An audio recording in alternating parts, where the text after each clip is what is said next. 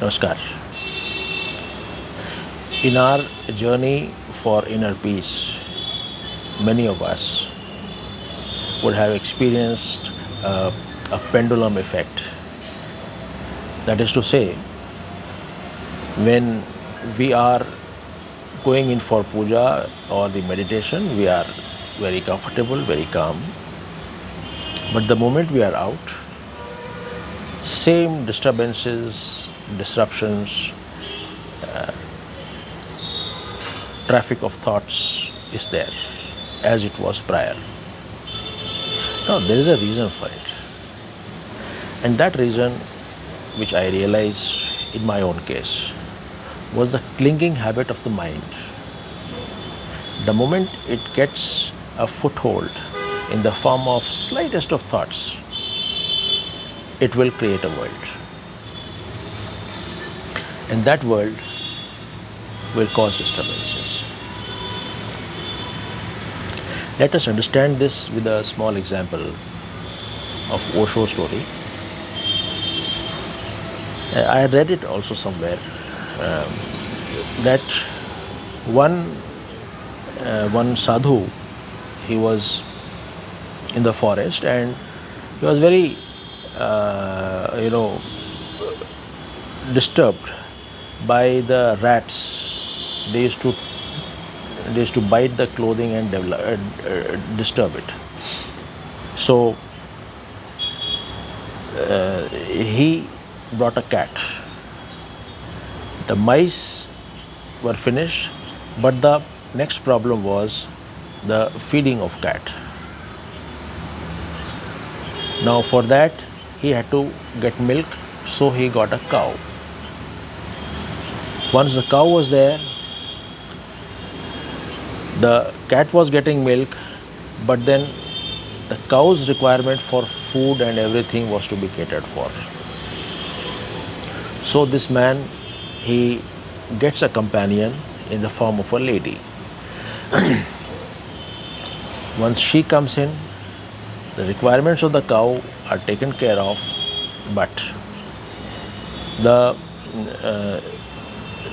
other requirements of the lady and this man led to the creation of two children and the world beyond.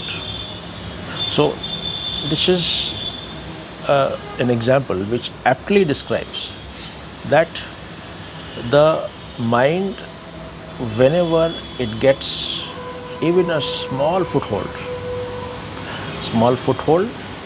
in terms of an attachment to even a insignificant object of sense. In this case, it was insignificant a piece of cloth. So the moment it takes cognizance of the existing object of senses, it develops, it clings to it.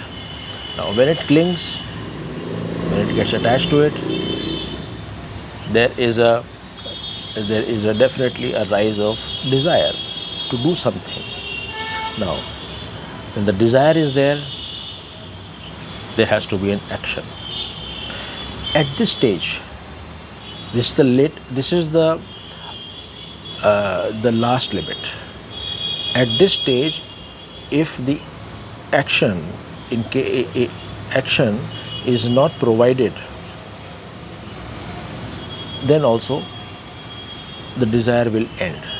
But if the action is done, the doer is born. When the doer is born, experiences are also born. Experiencer is also born. Now when these two are there, I and mind is there. The whole world, then it comes into effect. So if, as they say, nip in the bud, the action provides, is like, it's like a water to a dying tree. A tree is almost about to die. The ego is almost about to leave, but even a small quantity of water in the form of actions is enough to get it back to life. So once the ego has been attended to and it has been gone, there is every likelihood that it will come up again. And at that point, if the mind it gets attached to that particular thought, if it is witnessing it just like a witness, it comes and goes, it is fine. But the moment it gets attached and thinks of doing something, the desire is born, and then a series takes place. We can also understand it this way, that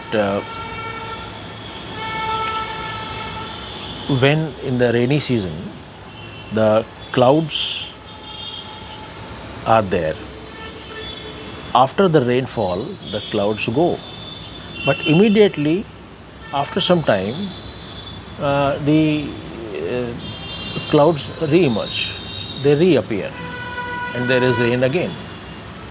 So for this phenomenon to end, we have to wait for the rainy season to end. Let the season in the mind, within us, within our internal self, let the season change. And once the season changes, then also there is no guarantee. The ego will erupt if it is given the right environment, right foothold. We see rains out of season also. Similarly, here also. Even if we feel the season is gone, the environment inside is changed, there is every likelihood that the rainfall will take place, the clouds will reappear. In my case, as Papaji used to say, it has happened. When the one in the world, involved in the worldly environment, once he took a back seat, the one who relinquished all that appeared. The one who thereafter, the one who is to provide an infrastructure in the form of an ashram or something, he appeared. Then the person who is walking on the path of non-duality, he appeared. So many people appeared. So I have myself experienced it, and but by grace of Papaji, when we are vigilant and we are alert, these things, they keep cropping up, and the bright sunlight will ensure that the clouds, they do not reappear. The sunlight of knowledge. Thank you.